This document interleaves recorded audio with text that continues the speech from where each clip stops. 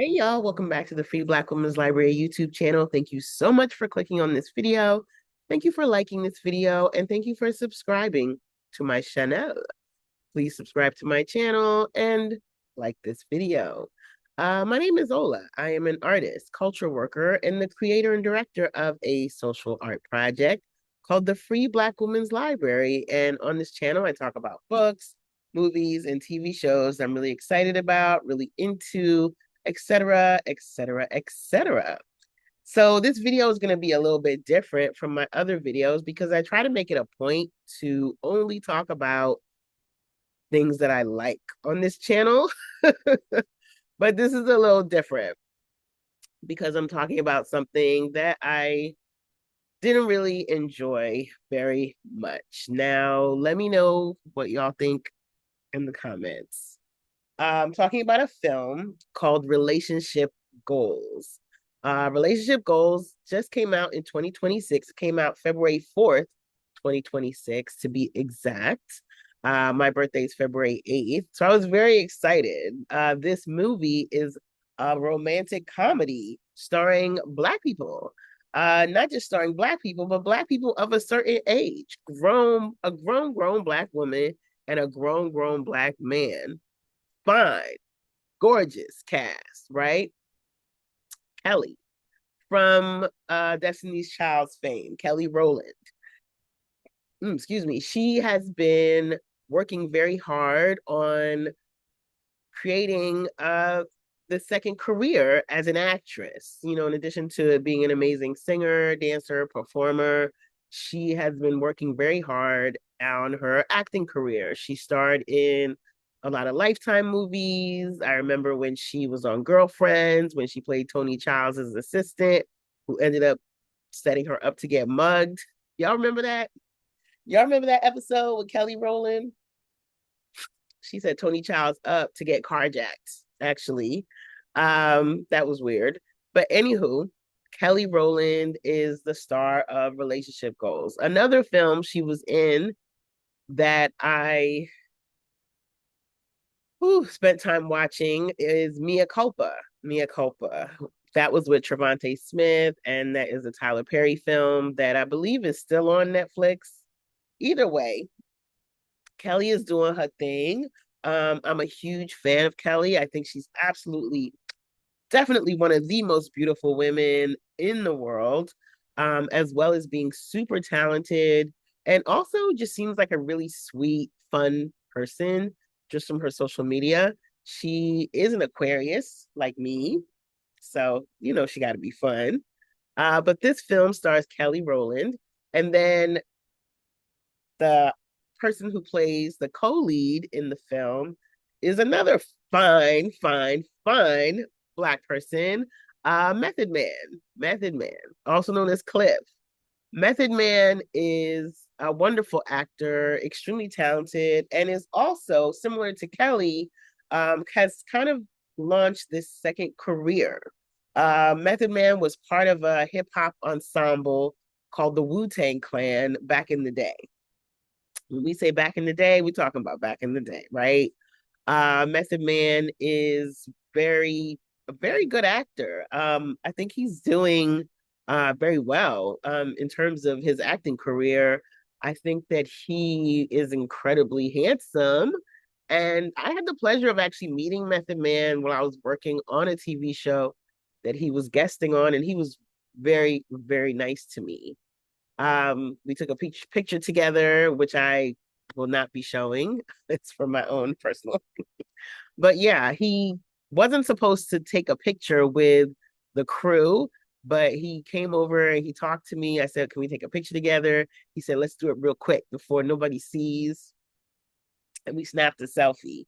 He's so nice. He's so nice. So yeah, Kelly Rowland and Method Man in a romantic comedy that's launching on my birthday week. I was all in to win. I saw the trailer. I said, this is gonna be dope. It's gonna be a fun thing. They purposely released this around Valentine's Day because they want to catch people in their emotions. And the trailer looked cute. Like romantic comedies are very simple and they all tend to follow the same plot line, right? we don't watch them because we want to see something extra deep and complicated and it's going to make us interrogate all of our life choices, right? It's not like Mr. Loverman, or it's not like One Battle After Another, or it's not like 1001. It's romantic comedy. Romantic comedy, you know, at the end, the couple's going to get together. You know, there's supposed to be good chemistry between the two leads. You know that there's going to be something that kind of like keeps them apart, you know, and there's like this big moment. There's this grand gesture that one of the people in the couples makes, right? We all know the romantic comedy formula. So we don't watch them for the formula. We watch them for the acting, we watch them for the cast, we watch them for the sweetness that hopefully is captured, right? So, anywho, I watch relationship goals, and unfortunately, I couldn't get into this movie. I couldn't really enjoy this movie because it turns out that it's actually not a romantic comedy. It's one of these what I've learned are called faith-based films. It's Christian propaganda. This film is Christian propaganda. They use Method Man and Kelly Rowland as bait to capture their audience, and then they shove these horrible, patriarchal, oppressive rhetorics with it that are camouflaged as what it means to be a good Christian. Ugh, what a disappointment. What a disappointment. It's only 90 minutes, so it's not that long, and it is pretty fast paced. It does have an amazing soundtrack, and it does have a beautiful cast. So I watched the entire thing in an effort to support the cast and out of curiosity to see if there were going to be any aspects of it that made me change my mind about not liking it. I was like, something's going to happen to make me feel like this wasn't a waste of my time. But that wasn't the case. So there's that. So I'm going to read the synopsis to y'all real quick. The film follows a television producer. Excuse me. The film follows a television producer named Leah Caldwell, who is about to become the first woman to run New York's top morning show when her ex, Jarrett Roy, steps in to compete for the same position. Relationship Goals stars Kelly Rowland as Leah Caldwell and Method Man as Jarrett Roy. It also stars Robin Thede, who's hilarious. She is from the show on HBO, a Black Lady Sketch Show. I believe she was the creator and the producer of the Black Lady Sketch Show. Annie Gonzalez as Treese. And Annie looked very familiar to me, but I'm not sure where I've seen her before. And then Ryan Jamal Swain as Ronald. Now, we remember Ryan Jamal Swain from Pose, one of my favorite shows of all time, Pose. And if you're interested, I did a couple of Rambly reactions to the Pose TV show way back when it was still streaming. So, and if you've never watched Pose, definitely go watch Pose. It's incredible. It's an awesome show. This film is produced by Devon Franklin or Farley. I can't read my own handwriting. And music, the best part of the series was the music and the costuming. Some of Kelly's outfits definitely ate.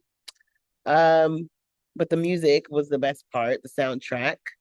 And it's 93 minutes, as I said. So, whew. So as I said, Leah Caldwell is a television producer, and it's very much a trope within romantic comedies for the women in the film to be like ambitious, go-getter, take no nonsense, tough on men. She's dedicated her life to her career and she's not going to be distracted by any man. He's not going to throw her off her course because, you know, she's like this type A personality. Yeah. Like, I don't know if y'all remember Being Mary Jane. There's a bunch of films. Like, if you watch most romantic comedies, the woman character is always supposed to be like this tough, no nonsense business type who's like, all mushy on the inside, but acts hard on the outside, right? So that's Kelly Rowland's character. And then Method Man plays Jarrett Roy. And oftentimes, the same exact trope in romantic comedies, the lead man is always like, got this like devilish grin, and he's very charming, and he's very suave, and he's very handsome, and all the women are in love with him. As soon as he walks in the room, it's like, we've seen Mel Gibson play this character. We've seen a couple of actors play this character. We've seen like Brad Pitt play this character. So yeah, we've seen this man, right? He is, a reformed player, oftentimes. And the two of them are competing for this job at the television studio. Now, I have a lot of problems with this film, but my main problem is just with the plot. Outside of it being Christian propaganda, the plot doesn't make any sense, right? Because Kelly Rowland's character, Leah Caldwell, she's been working for this TV company as a producer for years. For years. Her boss is getting ready to retire. So, of course, they're going to make her the showrunner because she's been working alongside him. It makes perfect sense for her to be the showrunner. So, we see her wake up. She's excited. She's doing her mantras and her affirmations. And she goes into work. She's got her outfit on, and she's got her girls. Robin on one side, Treese on the other. And she's just like, I know, and then she's got her assistant, who's played by Ronald. Another trope, the gay assistant. It's like very much like the magical Negro trope, but it's like the gay magical Negro, because, you'll see. So, anywho, she goes in and she meets with her boss, and he tells her, we want to give you the position, but there's someone else that's also being considered. And she's like, what? Excuse me? That in itself is a problem, right? Also, the fact that there's only one white character in this film, as far as like the main cast, and he's her boss. I don't know. I guess that doesn't matter, but I think it would have been cool if her boss was like another Black woman. The whole time I was watching it, I was just kind of like rewriting it in my brain. So either way, he says, we're bringing in Jarrett Roy, who we also want to see if he might be a good contender for showrunner. And she's like, are you serious? And he's like, yes. The company, the network, they want to make sure that you are a team player. I did not like that part. Like, that's kind of something that's weaponized against Black women in real life, like this idea of us being difficult to get along with. It's obvious that she's good at her job, and you haven't given us any evidence. You haven't shown us that she's not a team player. We're just supposed to take your word for it? Okay. So Jarrett Roy comes in, fine ass Method Man, looking good as, yeah, sop him up with a biscuit. Okay. So we get to see them first meeting, and we also find out that it turns out that they dated back in the day.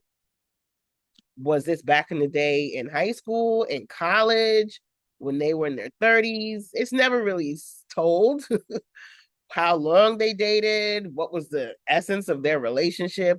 All we know is they have history, and Jarrett cheated on her. So they broke up. Jarrett was a cheater. Jarrett is a player. Jarrett has a reputation for being with lots of women. And so Leah is like, this I'm gonna deal with you from a distance. It's fine. Now, y'all tell me this. If you're being considered for a job, do you get like a whole office? I don't know. That part was weird to me. But either way, Jarrett comes in, he gets an office, he sets up shop. They have their first pitch meeting. What do we want to do for Valentine's Day? What type of story do we want to tell? Everybody's throwing out pitches. And the boss is like, that's corny. That's been done. Blah, blah, blah, blah, blah, blah. Then Jarrett Roy, Method Man's character, throws out this pitch about profiling, finding faith, helping people succeed in love by using their faith, right? He wants to do a focus on this pastor named Michael Todd. Michael Todd wrote a book called Relationship Goals: How to Deal with Dating, Marriage, and Sex. How to Win at Dating, Marriage, and Sex. This is a real book, y'all. This is a real book. I had never heard of Michael Todd until seeing this movie. Excuse me. Excuse me. I have never heard of Michael Todd until seeing this movie. I didn't know. Apparently, he's a very popular sneaker preacher, big time mega church, huge following, and also has done and said a lot of very problematic things. We'll get to that later. Either way, he throws out this pitch, and lo and behold and lo, as Jesse Wu says, they think it's a good idea to do a profile on Michael Todd and this book and how it's changing lives. Because apparently, Method Man's character says, I read this book and it changed me. Okay, whatever. So the boss puts Leah and Jarrett on the story. They're going to fly down to meet up with Michael Todd, do an interview with him, get some B-roll footage of him at church, etc., etc. So this is a Michael Todd movie. They show Michael Todd not once, but twice. They talk about this book constantly throughout the whole film. You have Robin Thiede's character, who plays the host of the show, who is in this relationship with a man she's been with for 4 years. He's like a professional athlete. She wants to get married so bad, but he never proposes. He's always like, oh, not yet, not yet, not yet. She wants to be a wife. She reads the book. All of a sudden, she's got the power and the strength to leave him. So she leaves him and she goes and moves in with Treese, who's the makeup person. You have your own morning show. So you're doing well. Like, you're supposed to be the host of the top morning show in New York City, but you can't afford to get an apartment or stay in a hotel. You're going to go live with the person who does your makeup. Okay, whatever. So, whatever. So she leaves him. And as the story goes on, it becomes more and more obvious that the whole point of this film is to push a certain agenda and a certain idea, which is that marriage needs to be the goal for women. And it's a very like male-centric, patriarchal thing. And what type of Black feminist would I be if I didn't critique this nonsense? This idea about women's worth and women's value being found through a ring. We have this scene with Michael Todd and his wife, and he's being interviewed by Robin Thiede's character, whose name is Brenda Phelps. Brenda's interviewing Michael Todd and his wife barely says a word. So it's like women are supposed to be just like silent wives, just sitting there next to you, like holding your hand, just looking pretty. Oh, God. Whew. And there are a couple of people I saw online who said this movie was cute and this movie was really fun.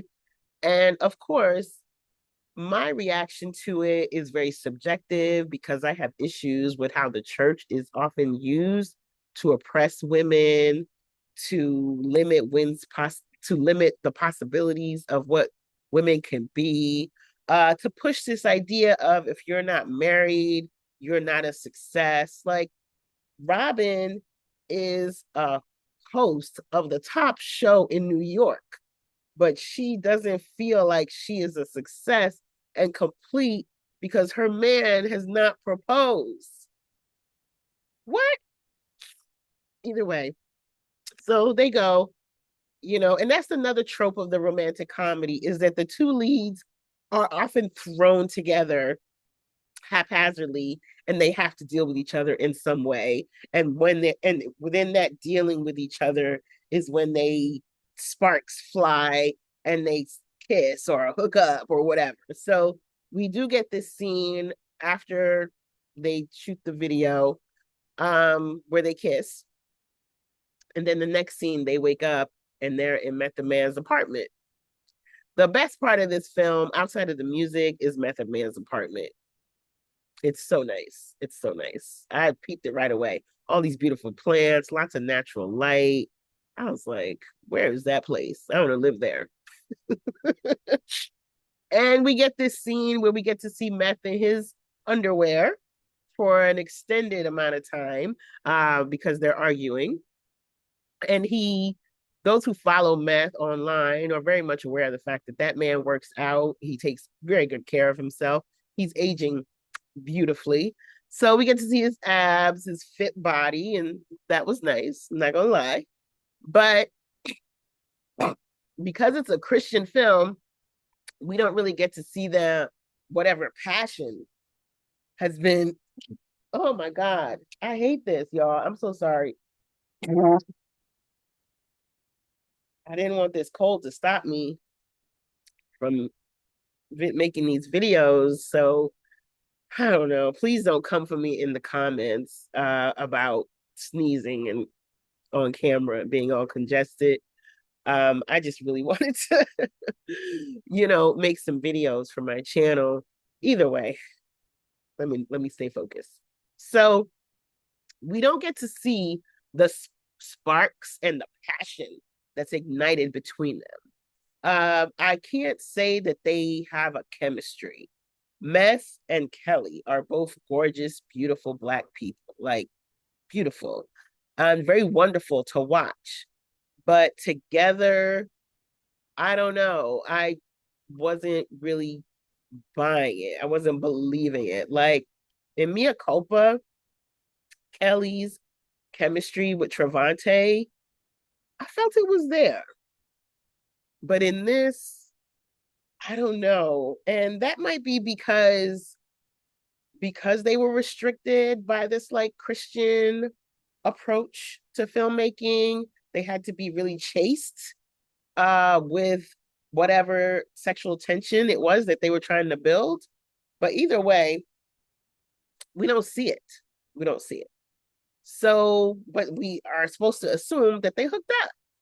And Kelly regrets it immediately, which is another trope that I'm so tired of seeing in films. Like when a woman allows herself to explore her desires, there's always this thing of the next day and that post nut clarity, that sense of regret and that shame that she has. Like, oh, I can't believe I did that.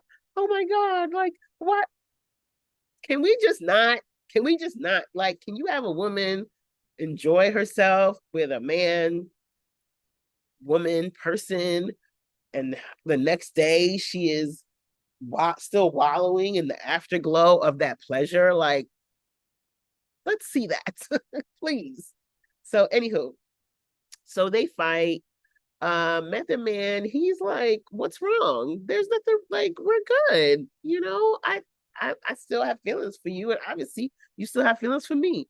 And she's like, "This didn't happen. This didn't happen." What didn't happen? Because we didn't see nothing. So, anywho, we get back to work. They're working on their video clip, their feature of Michael Todd, the sneaker preacher, who I don't know if folks saw the Drewski. Drewski did a skit in a parody, and apparently this is one of the preachers he was making fun of in the skit. It got like 24 million views or something. Anyway, so they do the thing, and it's a big success. And Leah goes into work, and her boss says, "You're the showrunner. You got the job." And she's like, "Yes, I beat Jarrett." And it's like, actually, no, you didn't beat Jarrett. Jarrett took his name out of the running. This is another problem that I did not like. So she got the position, but she didn't get it because she deserved it.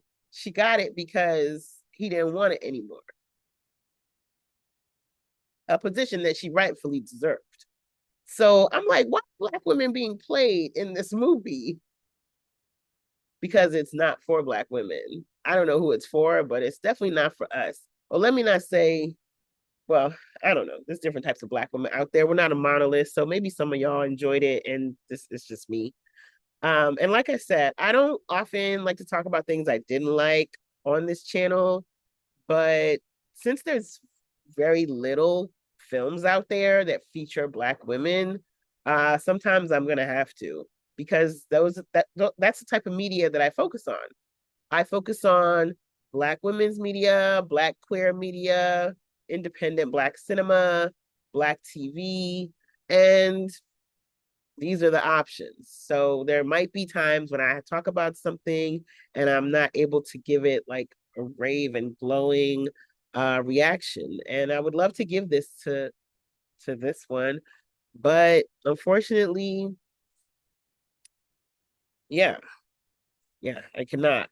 There's a couple of scenes that are just very cringe, like Robin Thicke's character, Brenda Phelps. The person that she left because he wouldn't propose, he's like, "Oh, I read the book and I understand," and he proposes to her.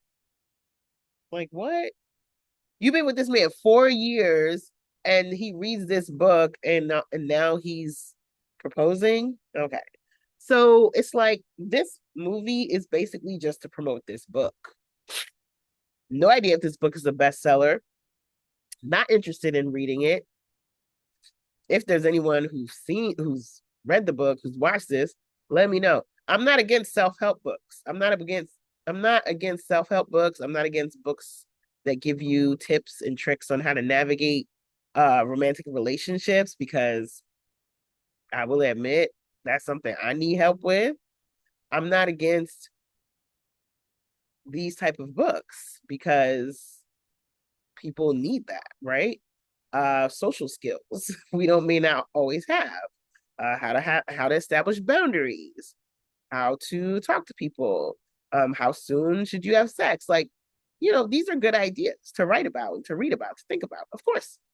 But I feel like when you attach the arm of Christianity to things, it becomes something else. And that's what this movie was. It wasn't a romantic comedy. It was a vehicle to sell, whew, to sell Michael Todd's book. Excuse me. And that's all it was.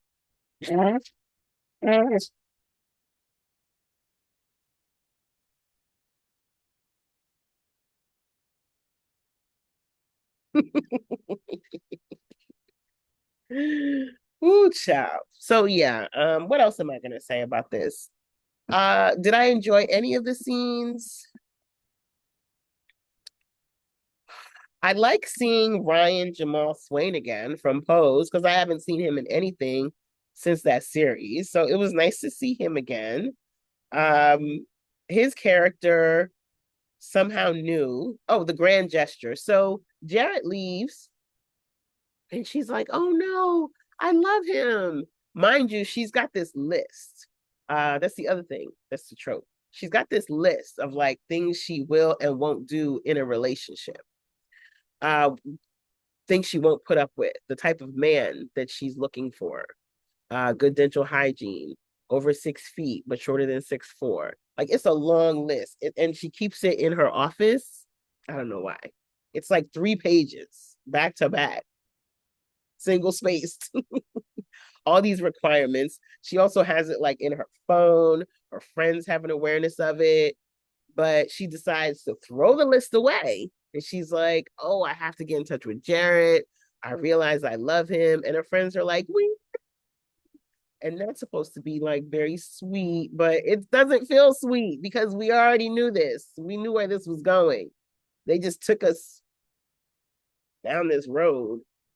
Oh my God. It's fast paced, but still, it doesn't drag, but it's just not as juicy as it should be.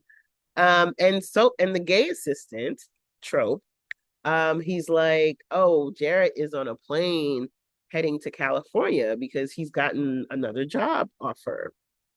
And she's like, "Oh no, what am I gonna do?" And they're like, "Go after him, go after him." And she's like, "I'm gonna go running in the it's not like I'm gonna go running to the airport." And then the next scene, we see her running to the airport in heels. Cringe. Running to the airport. He's in the line. She tells TSA to security, "Oh, that man, I saw him put something suspicious in his bag," so that he could like be pulled out the line and searched. Listen, There is no way that a Black woman who is in love with a Black man is going to have security, TSA, police, or any type of arm of the law help her stage an intervention so that she can meet up with the man she loves. I didn't like that. So he comes back out after being searched, and she's still standing there. Lord knows how long that search took. I guess it only took like 2 minutes. And she's like, "Oh, then they have this meet." So the grand gesture is her running to the airport and having him searched by TSA. That's not romantic at all.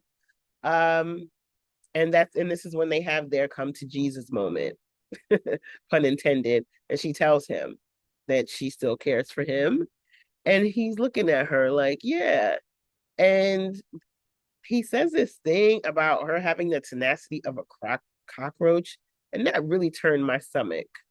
Um, Under his nail, like a splinter. Like none of that. These are not romantic things to say to your girl. Okay, y'all, please don't be saying this to people out there. Never compare someone you love to a cockroach or a splinter. Okay? I don't know who wrote those lines, but they need to go sit in the corner. Either way, they kiss and he says, "Let me go get on this flight so I could tell these people that I'm not taking this job." Email exists, phones exist, text messaging exists, Signal, DMs.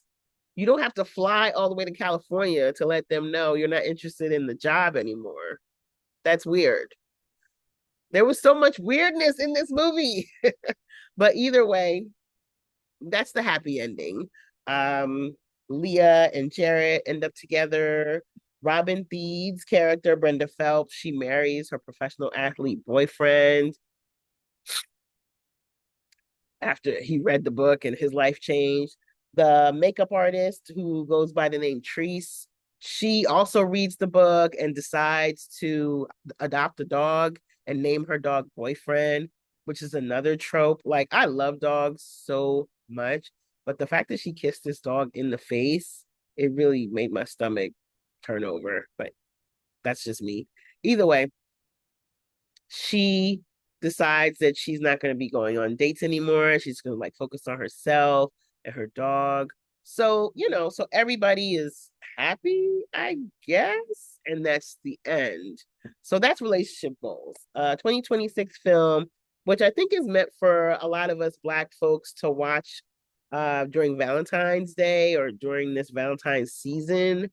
And like I said in my last video about Mr. Loverman, I really appreciate films that feature characters that are significantly older than what we normally see.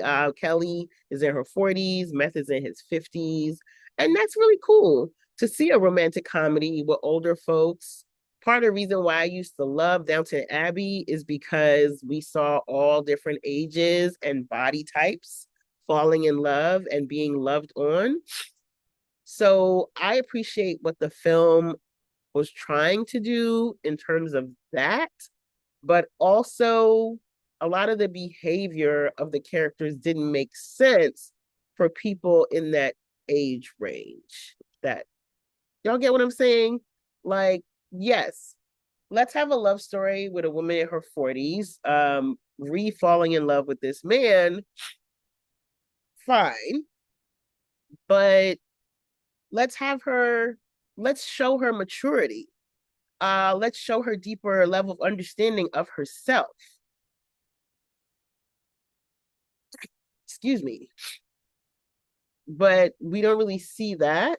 So that kind of, I don't know, that kind of annoyed me in some ways. But that's it. I think that's all I have to say about relationship goals. Woo! Y'all let me know. Did you watch Relationship Goals, which is currently streaming on Amazon with Kelly and Meth? And did you love it? And before I sign off from this video, if you're looking for a really fun romantic comedy, I highly, highly, highly recommend a film called Rye Lane. If you're looking for A romantic comedy with two black leads. Ooh, oh my God. Romantic comedy with two black leads. Go and watch Rye. All right, y'all. That's all I'm gonna say about this video because I am tired of sneezing on camera. I'm wishing y'all a beautiful day and please leave me a comment. And once again, I'm so sorry about the sneezing and the snot. My bad, y'all. Bye.